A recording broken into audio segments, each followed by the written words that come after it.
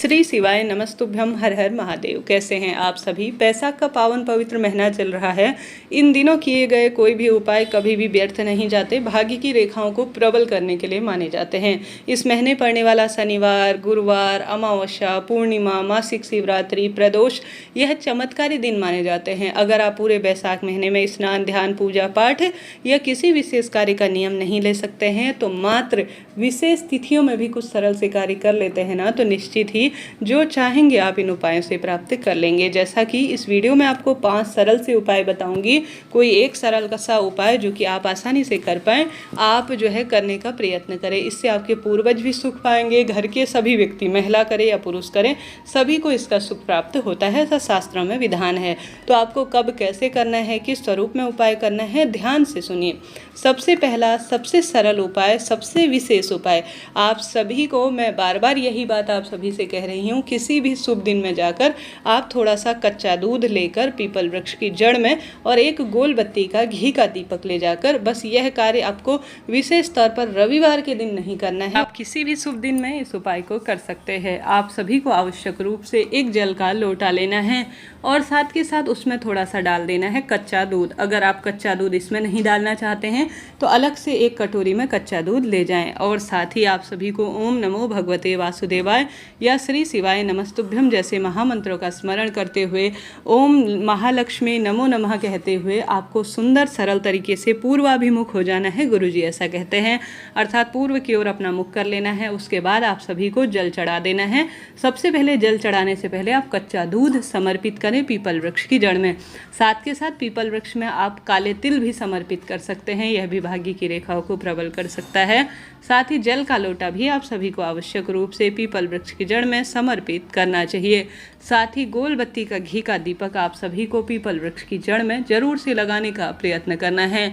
साथ ही गुरुजी कहते हैं, शनिवार के दिन आप सभी को कोशिश करनी है कि आपको विशेष तौर पर रोग, कष्ट, संकट, पीड़ा का निदान करने के लिए एक सरसों के तेल का दीपक आवश्यक रूप से पीपल वृक्ष की जड़ में लगाना है। यह कार्य सरल है परंतु भाग्य की रेखाओं को प्रबल करना है। तो आप सभी को इस पावन पवित्र महीने में किसी भी एक दिन में आपको जाना है पीपल वृक्ष की जड़ में और कच्चे दूध से और जल से सिंचन करना चाहिए, ऐसा शास्त्र प्रमाण कहता है।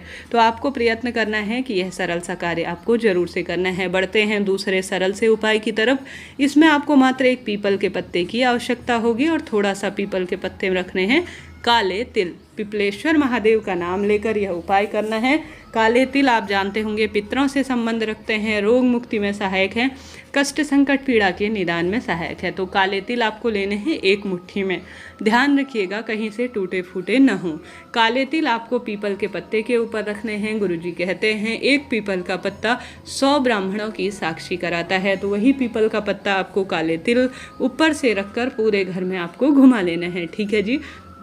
घर में जैसे वैवाहिक अड़चन है, कोई रोग संकट पीड़ा है, दुख दरिद्रता अपना पैर पसार रही है, तो यह उपाय नहीं चमत्कार कह लीजिए, जिसे इस महीने किसी भी दिन करते हैं, शनिवार के दिन करते हैं तो और ज़्यादा शुभ है। और आप सभी को पीपल वृक्ष के जो है पत्ती को तोड़ सकते हैं शनिवार के दिन, कोई दोष नहीं है। उसके ऊपर आपको थोड़ा सा काले तिल रखने हैं और पूरे घर में पिपलेश्वर महादेव का नाम लेकर आपको घुमा लेना है। ठीक है जी। ले जाकर आपको घर पर नहीं करना किसी भी स्वरूप में, इस बात का ध्यान रखें। घर में आपको घुमाना है और महादेव के मंदिर में आपको पीपल वृक्ष की जो पत्ती है उसमें आपने काले तिल रख रखे हैं उसे समर्पित कर देना है पत्ती सहित। इससे आप देखेंगे कि घर में जो रोग है, कष्ट है, संकट है, पीड़ा है, दुख दरिद्रता है, वह हर स्वरूप में परेशान जो आपको कर रही है मानसिक रूप से, उसका निदान हो रहा है और कष्ट सदा सर्वदा के लिए कट रहे हैं। तो आप सभी को कोशिश करनी है कि इस पावन पवित्र महीने में आप किसी भी दिन इन 2 उपायों में से एक उपाय कर लीजिएगा। बढ़ते हैं तीसरे सरल से उपाय की। यह उपाय कंकर शंकर के स्वरूप में कहा गया है और यह उपाय भी पिपलेश्वर महादेव के नाम से ही है। यह महीना चमत्कारी है। इस महीने पीपल वृक्ष की पूजा विधान, पीपल वृक्ष को रोपित करना शास्त्रों में बहुत शुभ माना गया है। तो आपके जीवन में भी दुर्घटना, पितृदोष, राहु शनि संबंधी आप परेशानी से जूझ रहे हैं ना, तो आपके जीवन में हर तरह की परेशानी को दूर करने के लिए आपको यह उपाय करना ही चाहिए। अभी तक आपने कमेंट्स में हर हर महादेव या श्री शिवाय नमस्तुभ्यम नहीं लिखा है तो कृपया ज़रूर से लिख दीजिएगा, आप बहुत इससे सुख पाएंगे।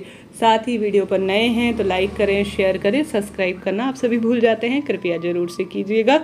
जैसा कि उपाय करने के लिए गुरुजी कहते हैं आपको पीपल वृक्ष की जड़ में चले जाना चाहिए।